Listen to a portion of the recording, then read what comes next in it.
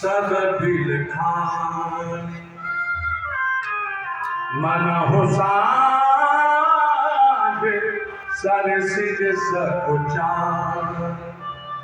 सूर्यास्त होने के बाद जो दशा कमल की हो जाती है, चकवा चकवी की हो जाती है। चकवा चकवी की क्या होती जानते हो?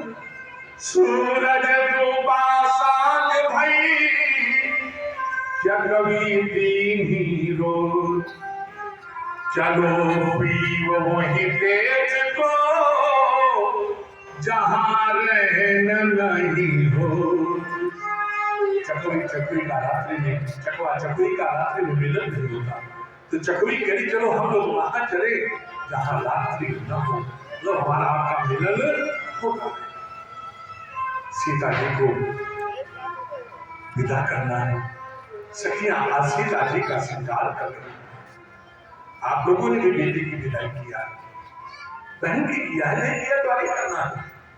कुछ सखियां सीता जी के हाथ में मेहंदी दे रही हैं, कुछ सखियां सीता जी के पैर में महावर दे रही हैं।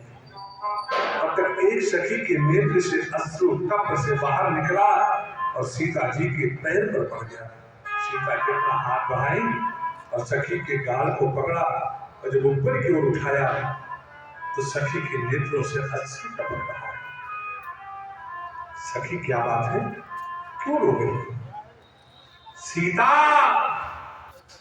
हम सबको शोक सागर में डुबो करके सीता, हम सबसे मुख मोड़ करके सीता, हम सबको रोते बिलखती हुई छोड़ करके सीता, कल तुम अपनी ससुराल अवधपुर चली जाओगी, हम सखियां इसका श्रृंगार करेंगी।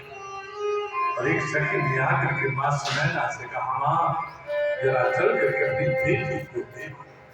और जिस समय सुनैना जी आती है और दुल्हन के रूप में सजी बजी सीता को देखती है, पुत्री कह करके दासियों ने संभाला। सीता जी दौड़ करके आई, सुनैना जी की गोद में बैठ गई, अपना हाथ उठा करके मां सुनैना के गाल पर लगा करके कहती, मां इन सखियों को रोक दो मां, जिसको देखो वही अवधपुर अवधपुर मां, क्या मेरा जनकपुर में कोई नहीं है? मां एक बात कह दो कि बेटी तुमको कहीं नहीं जाना। सीता जी रोती रोती मूर्छित हो गई।